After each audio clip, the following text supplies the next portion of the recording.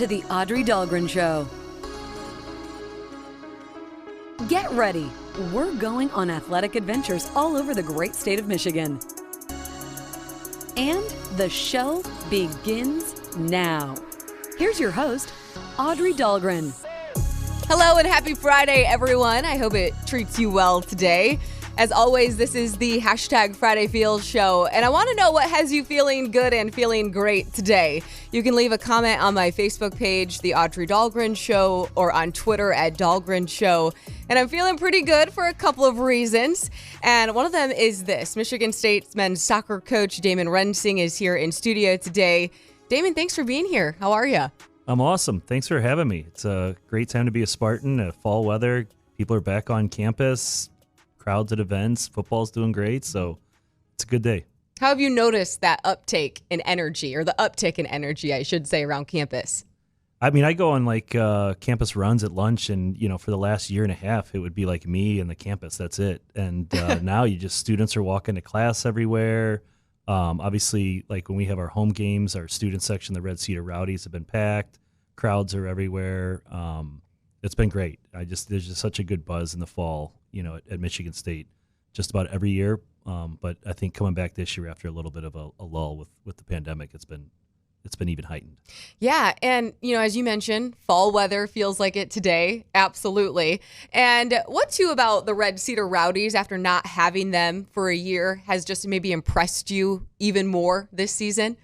Well, we've had like a good core of guys, like guys and girls, maybe 10 to 15, but in most of our games, we've had anywhere from 70 to 200 students in that thing, in that rowdy section. So I just have sensed that the students at Michigan State, being away for a year and a half, they are looking to reconnect. Mm-hmm. They haven't been able, everything's been online. They want to get reconnecting with each other, with events on campus, and just with Michigan State University in general. Oh, yeah. I mean, I think everybody has kind of longed for that connection again, just to see people in person.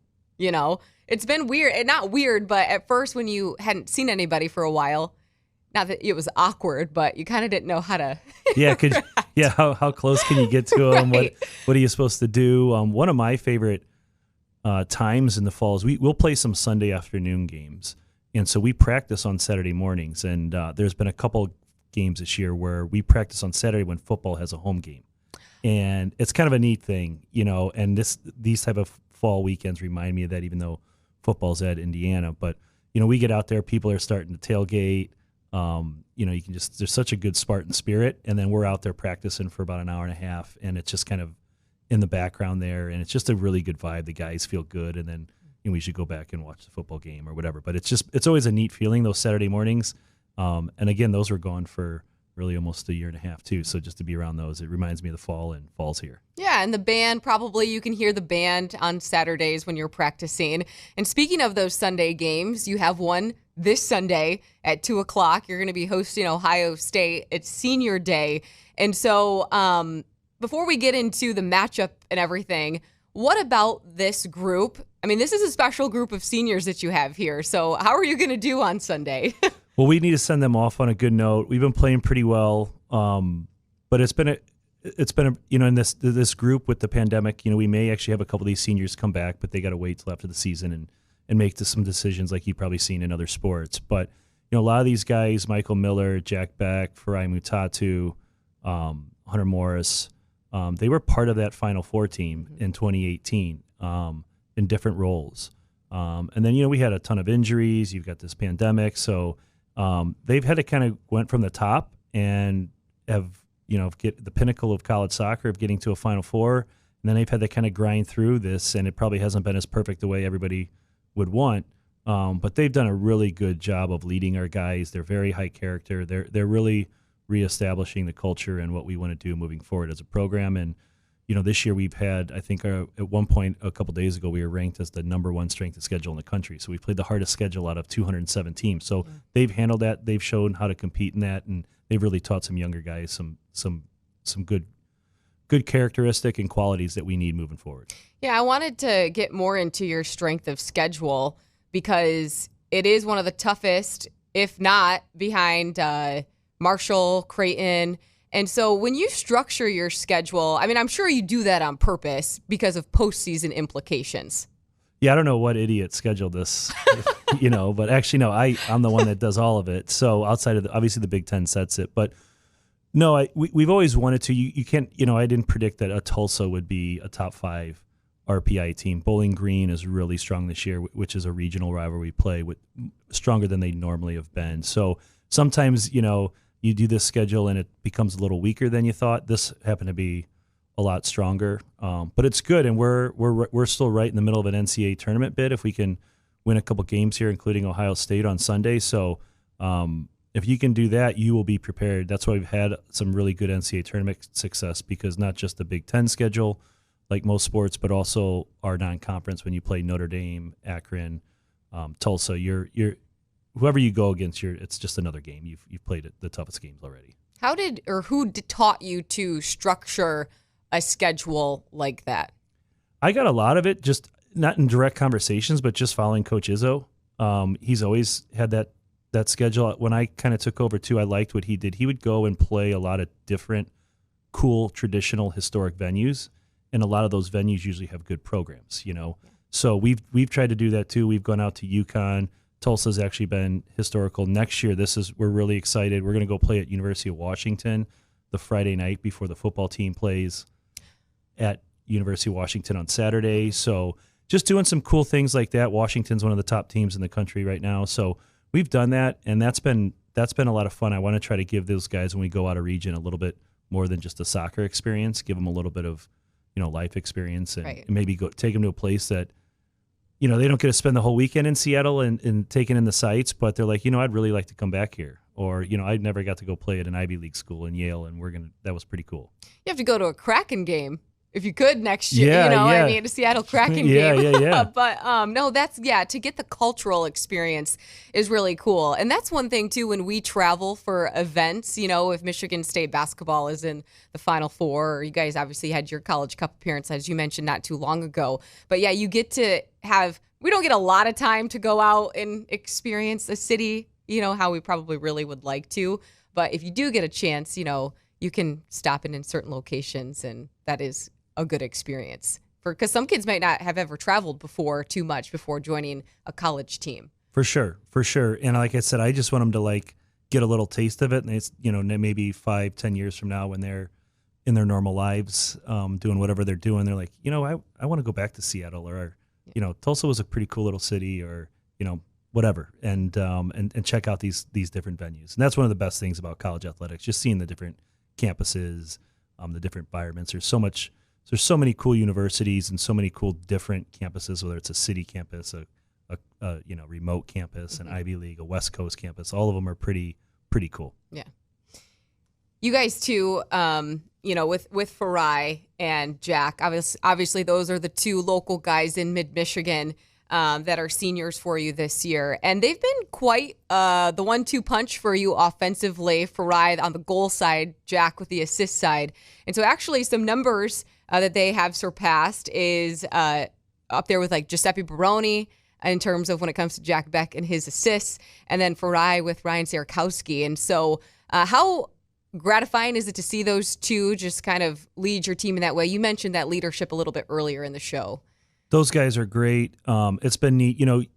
We have a lot of good kids and good character, but you need good players too. And those, when you can combine the combination of those two, they're very good leaders on and off the field, but they're also good players, and they're coaches. I trust them to make decisions on the field. Jack's kind of like a point guard, in basketball. He kind of controls things. And when they can also, produce winning results, I think the team believes in that, and they get behind that for sure. Mm-hmm.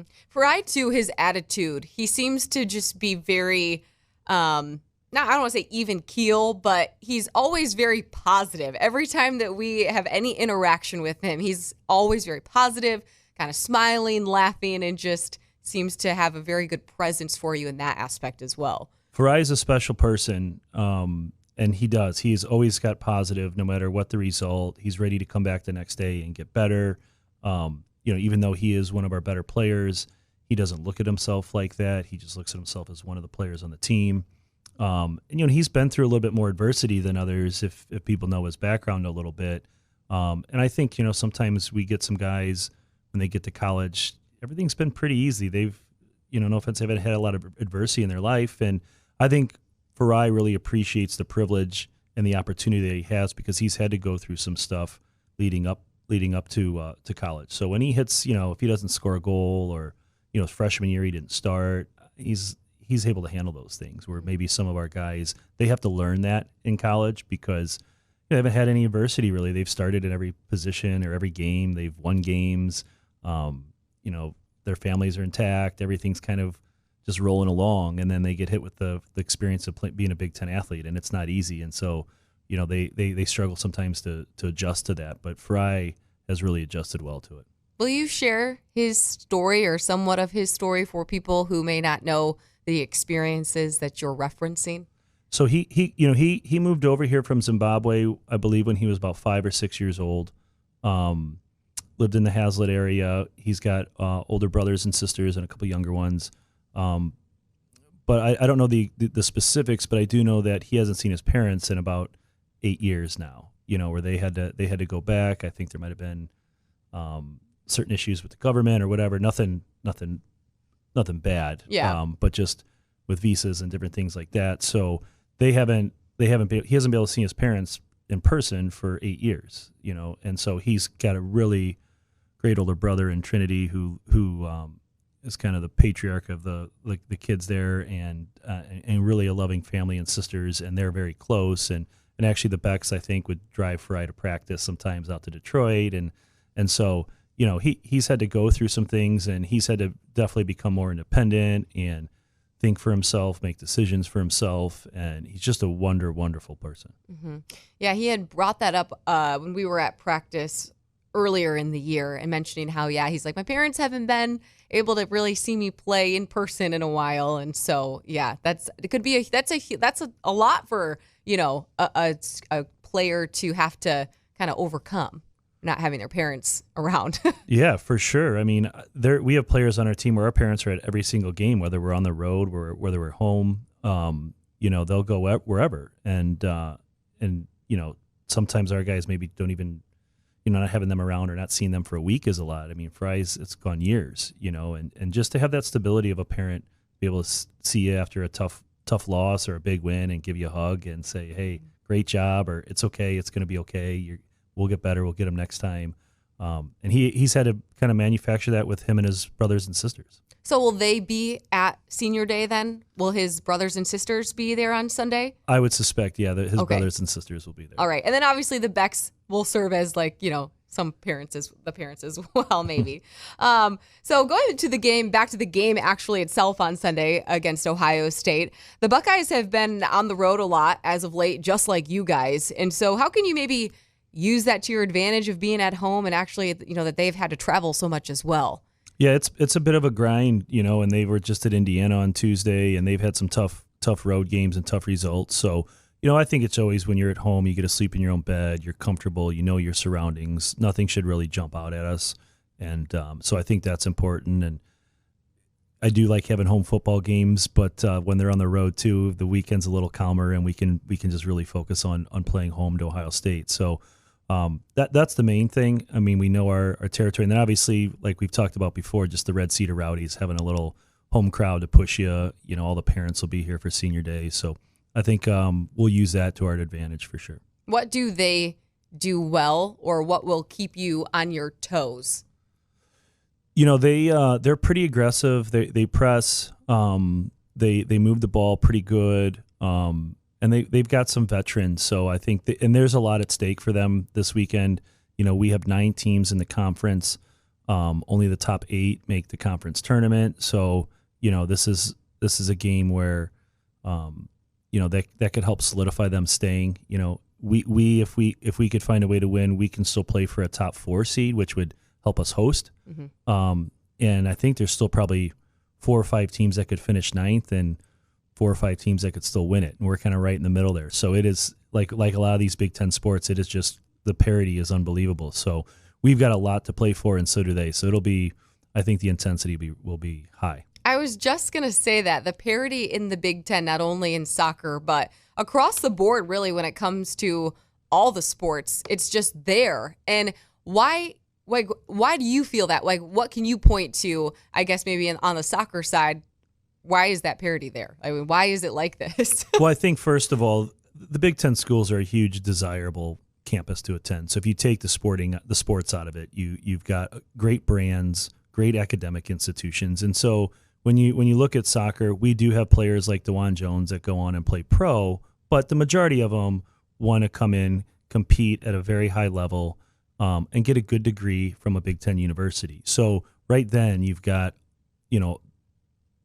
players, high school players, they really want to play at a Big Ten school and institution. So I think you have that. Youth soccer is just absolutely exploding with the amount of money that they're putting in. The MLS academies, Major League Soccer is getting bigger. So you've got so many high-end youth players that, even if I get, say, Fry and Jack Beck out of Michigan, there's another couple Fry and Jack Becks out of Columbus, Ohio, or in Texas or in California. So, and when you have all these kids that want to play at some of the top programs and top conferences in the country, most of these programs are going to get some of the best of the best.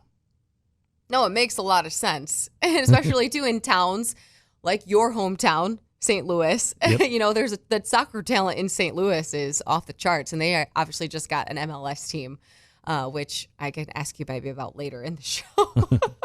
But this game too is going to be on the Big Ten Network with Ohio State. And it's just like the game at Michigan that was on the Big Ten Network as well. I'm sure you love when you have games on the Big Ten Network just from an exposure standpoint.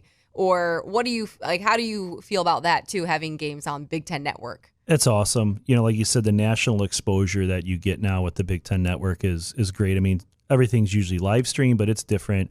It's professional. Dean Linke, the announcers are great. The production is top notch. And look, not everybody has ESPN Plus or BTN Plus. So when you're on the linear, the Big Ten Network, you got a feeling that there's a lot of people watching. And I usually get texts and emails, from alum in California and in New York and Texas saying, hey, watch you guys. Great job. Keep it going. And I'm sure that's what's happening with the other, Ohio State alums and everybody else. Mm-hmm. Yeah. And they also put, great little tidbits and unique things about the matchup and the game and the players, etc., as you know. But especially, too, yes, they highlighted the Big Bear Trophy very well in that Michigan State game on the Big Ten Network. And I know I asked you this at the press conference a couple weeks ago, but I just can't get over the fact that the eyes are gone. I don't know why. It's something that it just like sticks out, And I love the fact, too, that it has one blue eye and one green eye. And I mean, do you think that they'll replace? Replace them? I don't know. We'll have to figure that out. I mean, I think that's probably up to me and Shaka, the Michigan coach, would have to find a blue and a green eye. So Steve Burns, the first Michigan started there. They went varsity in 2000. Okay. And so Steve Burns, who was the longtime club coach, who actually went to East Lansing High School and played soccer here, and then went to Michigan and played on their club team. They turned varsity around 2000, and so he was up north and found this wooden bear and said, this would be it. We need a traveling trophy. We need to do what, Paul Bunyan or whatever the football teams do. So he came back and he saw a green and a blue eye and he said, this is it. So we mounted it and we split the cost, the two programs, and it's been really, really neat, so it's been pretty cool. Yeah. It's one of the coolest trophies, I think, probably in all of sports, just because of the wooden aspect of it and the eye aspect of it. And so, yeah, I'm glad that you described the origin of how it came to be as well for people. And so, you're in the midst of your 13th season as the head coach, and this could be either a loaded question or a simple question, depending on how you look at it. But what keeps you coming back every day? And what do you like the most about just being at Michigan State? I mean, I know you're alum of Michigan State and you played, but what else about it? Yeah, no, I know you mentioned I'm from St. Louis, and I am. I'm born and raised. I lived my first 18 years of my life, but now I'm almost 47 years old, and really 95% of those last, 29 years have been at Michigan State, whether it's been a student athlete, as an assistant coach for Joe Baum for 10 years, and then now head coach in my 13th year. So there's a few things that motivate me and keep me going every day. I mean, first, the student athletes, it's a great age to work with. They're very eager to learn. They want to get better. There's some egos, and obviously nothing's ever perfect, but I really enjoy the group that we get. That constantly motivates me. Being an alum and being able to represent the program that you played for and being connected to all these alums, and the program started in 1956, so you've got a lot of history and a lot of tradition, and those guys motivate me too. I want them to know that we're trying to do our best to give them the life experiences that they had, or maybe even better, and continue to grow it and make them feel proud wherever they go in the country. Say, hey, Michigan State soccer is a big time program, and then the university is an awesome place to work, and my wife and 2 kids are the main reason why you get up and why you do things. And so to be able to have a family grow up in this East Lansing community or the Mid-Michigan community, I love that. That ability. They've been surrounded with Michigan State athletics, with Wharton Performing Arts, just the different things that the campus provides and the community provides, and it's just a great area to raise a family. Yeah, and I saw you at the Okemos and East Lansing Gold Cup final game. Obviously, district tournament play has started for high school boys soccer. And so how important is it for you to go to the high school games, really? I mean, I know sometimes from a recruiting standpoint, you might go from that aspect, but I mean, just to go in general because you're a fan maybe of high school soccer in Mid-Michigan. Well, I definitely support, high school soccer, the clubs in Mid-Michigan soccer, as you can tell with the different players that we've had come through our program. But I also just support my son and daughter, and they're East Lansing students. So they want to go to the games. My son's in 8th grade. He plays soccer. My daughter's a sophomore in high school. She knows some of the friends and players on the team. So, really I go out there to just kind of support the community. And obviously I know the game and like to follow it and check up on it. But it's neat. It's neat to kind of be involved in that. It's brought me closer to that, just having kids in East Lansing public schools, and obviously know a lot of the high school coaches, and they do a great job. And so just being around it and being in is a lot of fun. How does that work too from a recruiting standpoint? Because let's say, I know you guys have like your dead periods or periods where you can go and recruit. And let's say if you wanted to watch a kid from the area, but you wanted to just go as, to support. How do you weigh that balance, or how do you have to call somebody to call the Big Ten office, or how does that work? Well, normally most of the time when we go to these games, we don't have any interaction with a lot of the players or the parents. There's a couple loopholes if you've had a pre-existing relationship or something like that, but mainly it's just observation and evaluation. Okay. And so I just kind of enjoy to take in the environment too. See my kids get excited at the games, and just watch, and we do a lot of our recruiting on the club side of things. But what I do really enjoy about high school, similar to Michigan State, is when you put that jersey on and you represent East Lansing High or Okemos or Williamson, that you're standing for more than what you just yourself. You're representing your community, and so there's usually a good crowd at the games, and so you see character. You can evaluate leadership. You can evaluate, is this guy a good team player? And then how he can perform, even if sometimes the level's kind of up and down. But you can see who can kind of rise to the occasion. So that's where I use that evaluation tool. That was definitely the case in the Holt and East Lansing district opener, because that was a wild game. That was probably one of the wildest high school games I may have ever seen. And even Jeff Lyon, he was like, there's not a lot of times you get 3 PKs in one game in high school. I would guess not. I wasn't there, but my wife and 2 kids are there, and they were texting me and keep me in the loop. And so who knows? I think they got East Lansing and Okemos each got a couple Portage schools, right? So maybe next Thursday that lines up for a rematch of the conference tournament. Yeah, 1 seed and 2 seed. So it should be riveting if that does end up happening. And, life is full of so many twists and turns. And so to hear people's stories, well, that's fascinating to me. That's probably why I work in the industry that I work in, because I love to share people's stories. And so I'd also like for you to share the story about your dad, Gary, and then obviously, former coach Joe Baum, and that relationship and how they first kind of became friends, but were also opponents, and just that story in general. Yeah. So Joe Baum, who I played for and was the longtime head coach here at Michigan State. He grew up in St. Louis along with my father. They both played on the same high school team. I believe Joe was a year older. And And so then my dad went to St. Louis University, which was a kind of a soccer power, and Michigan State was an emerging soccer power, and Joe went up to Michigan State. But they're very good friends. And so they actually competed in one game where they were the weather got so bad, but they were co-national champions. So the one joke was that my grandmother, who has since passed, she liked both Joe and my dad, and she was pretty religious. She would just always pray for a tie, and they tied every time. So they tied in the national championship. I don't know if my dad was happy about that, but but so they did, and then obviously Joe went on and stayed up in East Lansing. It was the Michigan State soccer coach, but he would come back and over Christmas holidays, visit family, come by our house. Ever since I was a little kid, he would pop by when I was 10 years old. He would see a game and see me play in a Christmas tournament or something like that. So when I started to kind of develop as a player, I broke my leg my senior year. I was pretty set to go to St. Louis University. That's what my dad did, and so I broke my leg, and so a lot of teams kind of backed off of me recruiting wise, including St. Louis U. But Joe stayed with me, and he recruited me, and I hadn't seen a campus like Michigan State. There's the Big Ten, in St. Louis. You have Illinois, which is in 3 hours away. Mizzou's a couple hours away. But there just really wasn't a campus like Michigan State in the sports. I saw Sean Respert play on my recruiting visit and Eric Snow, and it just kind of blew me away. And so that's when I came up here and ended up playing for Joe and really enjoyed the experience. And my dad did tell me when I was coming up here as a freshman, he said, you may meet somebody and never come home.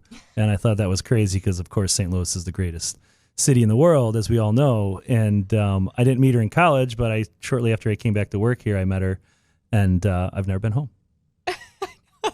That's wild. Well, because you are right. Because obviously, in working there for 3 years and covering the teams and covering the Billikens, the soccer complex, the soccer field as well as the school are kind of like lost in the downtown city area. It's broken up. Because you have downtown where Busch Stadium is now in that area. Then it's like SLU's in the middle, and then you go out towards like West County and Clayton, etc. So it would be a little bit different than Michigan State's campus in a sense of, For sure. It's a city campus. It's a smaller private school campus. Obviously they've got some good academics, and there was some history there with the soccer. But yeah, I just didn't.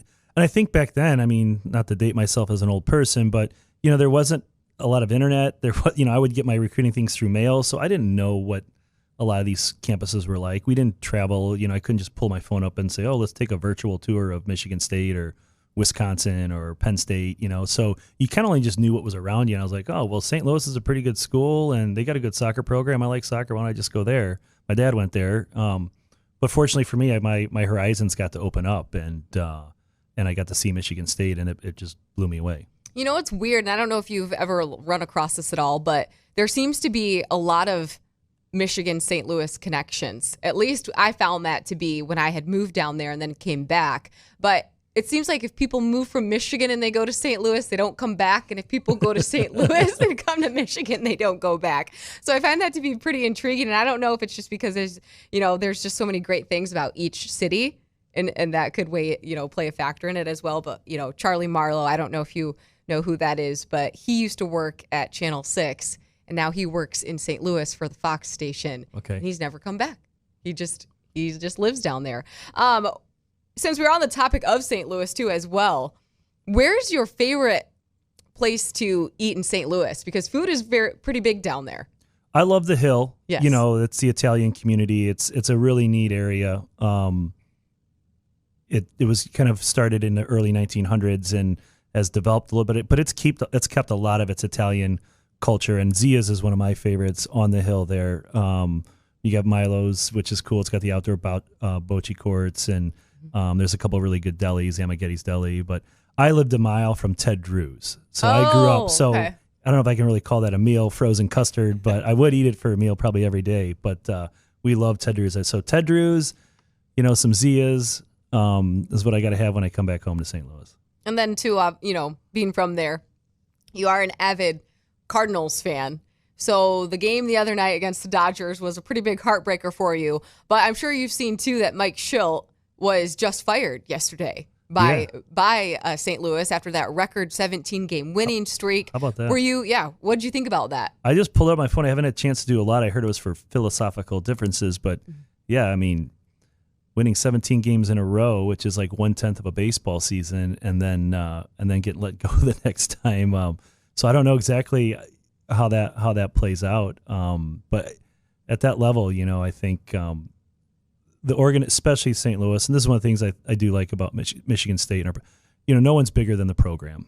And the Cardinals have always had a good tradition and winning, and so I don't know how those but the Cardinals aren't going to change their philosophies. I would think they're going to stick to true to who they are. I mean, I remember, they offered Albert Pujols $225 million, and he said, "No, I want $250," and he was the best player in baseball at the time, basically, and they were like $225, and they held strong on that. He left, and it really kind of played out in their favor. So the Cardinals are just going to do what they do. I mean, so yeah, but that was the two things when I moved up to Michigan. I swore. I was never really a huge Rams fan because I didn't grow up with them. So I've kind of tried to pick up the Lions. I don't know how smart I was at that, but being in college with Barry Sanders. But the two things I said I would never do is, even moving up here, and I still haven't, is I always root for the Cardinals, and I would never call soda pop. Those are my two things. So I still, it's soda. I drink a soda. A lot of people made fun of me for that when I moved down there. They're like, "Pop. What is this pop of you speak of?"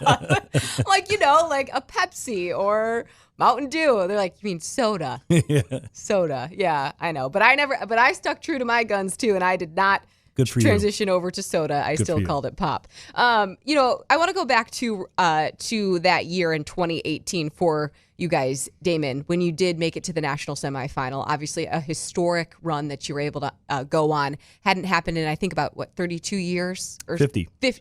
50, 67, 68, yep. The back-to-back. And then 2018. Yeah. And so when you think about that team and everything that you were able to do, obviously there was so much excitement and there was a lot of buzz. You guys were playing in the snow. That's how far along into the season that you were. But what made that team so unique now that you've had a couple of years maybe to reflect on it? Well, I think we had a really good young group back in 2016. We had a couple good runs. We got to the quarterfinals in 13 and 14.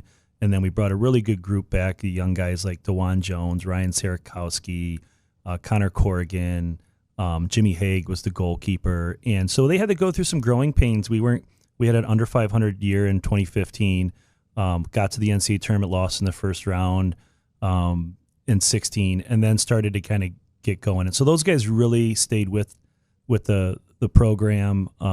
They really worked and developed individually, but they were a close group. So it was a special, and you don't go to Final Four without talent. I mean, DeJuan Jones is one of the best left backs in Major League Soccer right now. Ryan Sierakowski got drafted. Jimmy Hague got drafted. So you had this talent, but you had these guys that I think really played beyond just the 2018 year. They wanted to do something special for the program, and getting us back there was special. And you keep good track, obviously, of the alums that have played for you. And with DeJuan, what's it like? What's it been like for you to be able to watch his professional career blossom in the way in which it has? It's awesome. I mean, especially him being from East Lansing too, coming up through the local communities and soccer and playing for East Lansing High, for Nick Archer, who actually played on those 67 and 68 teams. But so it's great. You just root for your guys. You want to see them do well. And it's tough, like you see in all sports, things got to line up a little bit too. You got to get drafted by the right team. They got to want to play you, and he has that. And then you got a guy in DeJuan who's talented, he's confident, and he works hard, and he took advantage of those opportunities. And I think the last thing it does is it just kind of solidifies what you're doing. Mm-hmm. So you're like, oh, hey, maybe we are doing a pretty good job here at Michigan State developing professional players, because DeJuan's doing it. Fatai Alashe out of Northville had a 8 or 9 year run. He won the MLS Cup 2 years ago. So you've got some other really good players, and you're developing them, and you to go on and see them. Jay Chapman also, who's down at Inter Miami. So that's pretty cool. Did you know too with DeJuan? I mean, when you are recruiting a player, did you know that he had the potential to be this, or to like what he is now, or even the other guys as you're mentioning, that they have the potential to do that, to play at the pro level? I thought a lot of those guys, they had the athletic potential. I wasn't sure exactly, you don't know, them a little bit in high school, but until you get them here, where their inner drive is, where their confidence, how much they want to work. And DeJuan was a little bit raw coming in. He had some gifts, but he really worked outside of practice on his own. For any youth players that are listening to this podcast, I mean, he worked on his weaknesses, not his strengths. A lot of times people work on their strengths, and that's the fun thing to do, right? You're a good shooter of the ball or a good passer. I'll just go out and keep working on that. He wasn't strong with his left foot. He went out and worked with his left foot. He worked on his moves. He spent a lot of time with one of my assistants, Ben Pierman, and to his credit, really developed. And he had a good confidence. And as you could start to see him grow throughout his career, then you could see that this is more and more of a possibility, So yeah, it's not initially. I wouldn't have said, hey, this is a lock, but yeah, he really developed well. That's a good point that you make, working on your weaknesses rather than your strengths. Because, I mean, it's true, You do see a lot of athletes, I guess, yeah, they're like, I'm good at this, so I'm going to continue to try to be better at it, but not look at the weaknesses side. I say accent your strengths, work on your weaknesses. I mean, if you're a good 3-point shooter, you shouldn't not work on it or accent it, get better at it. But if you're a good 3-point shooter, but you can't use a crossover dribble to get to it, or you can't dribble with your left, or you can't defend, at some point it's gonna catch up with you. So you have to work on those weaknesses. The higher up you go, the more you have to do, and the more is asked of you.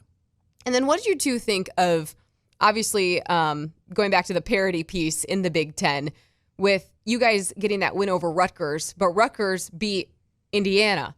So how big of a win was that for you, though, to beat Rutgers? It was huge. Anytime you can go on the road and win.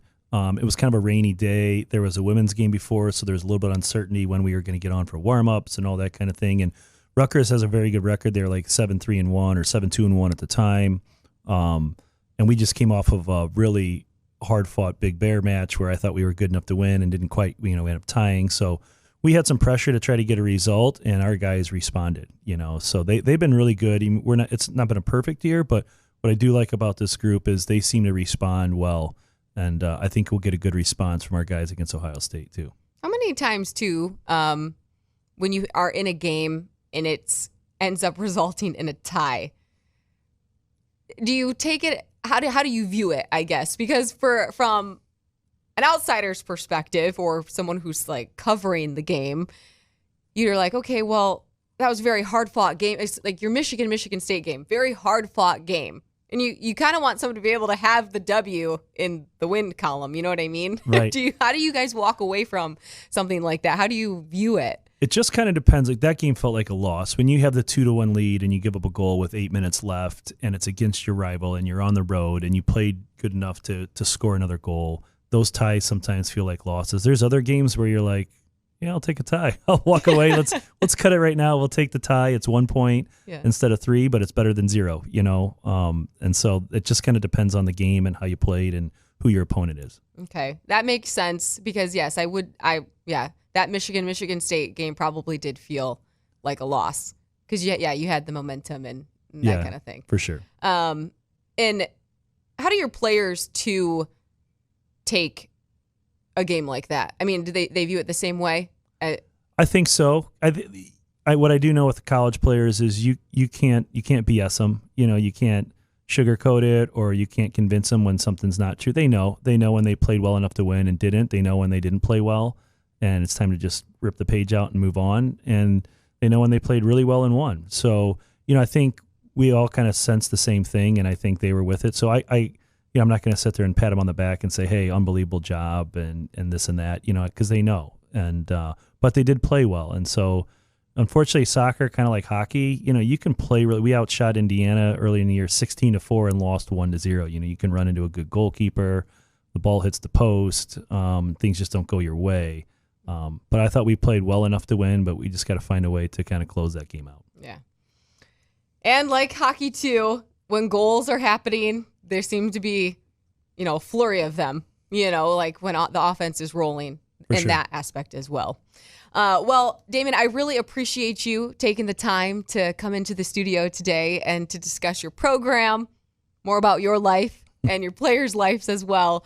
And I know we'll be seeing you on Sunday at the game because, yeah, it's a big day for your guys. So if there's anything you want to mention about that as well, too, I know you'd like to have a good crowd. I mean, you have 3 home games left, but this is senior day. It is senior day. It's 2:00 in the afternoon. DeMartin, I do think if you haven't been out to a Michigan State soccer game, it's one of the best kept secrets. It's a really cool venue down there. The players are, the fans are right on the field. There's a practice field where some of the younger kids go run around and kick a ball. And there's a nice little tent where people can stand and watch. So it's a really cool venue. We'd love to get a good crowd. They've been great. I promise you, if you come out, if you haven't been to one, you won't be disappointed. It should be intense, too, as you mentioned, going up against Ohio State. And so for everybody, though, have a great rest of your Friday, and we'll see you next week.